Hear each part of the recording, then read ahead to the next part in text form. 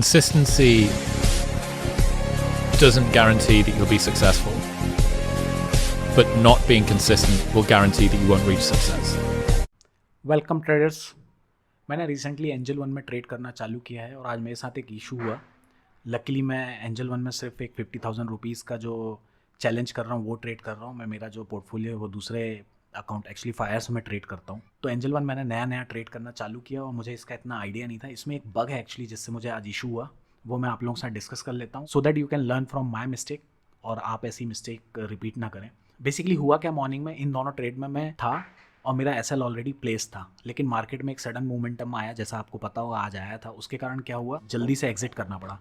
तो मैंने price exit कर दी एट द मार्केट प्राइस। आप लोगों को पता है एंजल वन में ऑप्शन आता है exit at the market price, exit all something top पे। मैंने वो एग्जिट ऑल की बटन दबाई और मैंने दोनों ट्रेड से एग्जिट हो गया। मेरे पास उस टाइम एक्टिव ये दोनों ही ट्रेड थी, सीजी पावर एंड बलराम चीनी।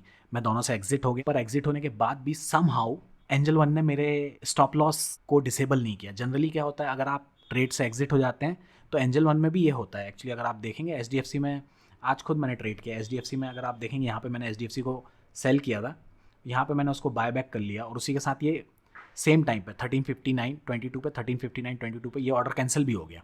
ओके, तो ये होता है, ऐसा नहीं है कि इसमें काम नहीं करता है, बट समहाउ आज ये इशू हुआ। मे बी मार्केट में सडन मूवमेंट आता है, उस टाइम ये इशू होता है या जो भी रीज़न है, पर ये इशू हुआ और इसके कारण मुझे लॉस भी हुआ आज, जो कि it was not that significant, so not a big deal.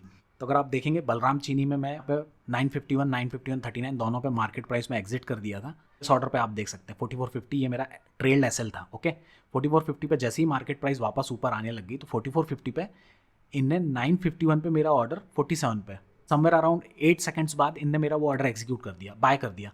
और फिर मुझे वो दिखने लग गया कि ये तो मैं अभी पोजीशन पे हूँ, तो मैंने उस पोजीशन को फिर एग्जिट किया और उतनी देर में आप देख सकते हैं 47 में मैं इंटर हुआ और 5229 अराउंड 40 सेकंड 30 सेकंड के बाद मैं एग्जिट हुआ उस ट्रेड पे। तो जैसे ही मैंने सीजी पावर से 952.29 में एग्जिट किया, 952.33 में फिर से मेरा बलरामपुर चीनी का प्राइस आ गया जो कि मेरा एसएल का प्राइस था, और उनने एसएल को कैंसिल करने के बजाय इसे भी बाय कर लिया।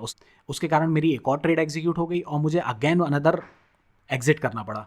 मल्टीपल ट्रेड्स हो गए उसके कारण, जो चार्जेस कटे 100 अलग और मुझे कुछ लॉस हुआ 100, वरना मैंने जो ट्रेड क्लोज करी थी वो प्रॉफिट में क्लोज करी थी।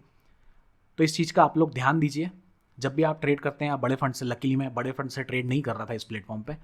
अब मैं फ्यूचर में मूव करने वाला हूँ मेरा फंड यहाँ, तो अब जब भी मैं मूव करूँगा तब मैं ये ध्यान रखूँगा कि अगर मार्केट में सडन मूवमेंट आता है या जब भी मैं ट्रेड कर रहा हूँ उसके बाद अगर मैंने मार्केट पे एग्जिट कर दिया तो मेरा एसएल डिसेबल हुआ है कि नहीं, क्योंकि जनरली तो इट वर्क्स। जैसे कि आप देख सकते हैं एचडीएफसी बैंक में काम किया है सेम टाइम पर, लेकिन आज मॉर्निंग में काम नहीं किया समहाउ।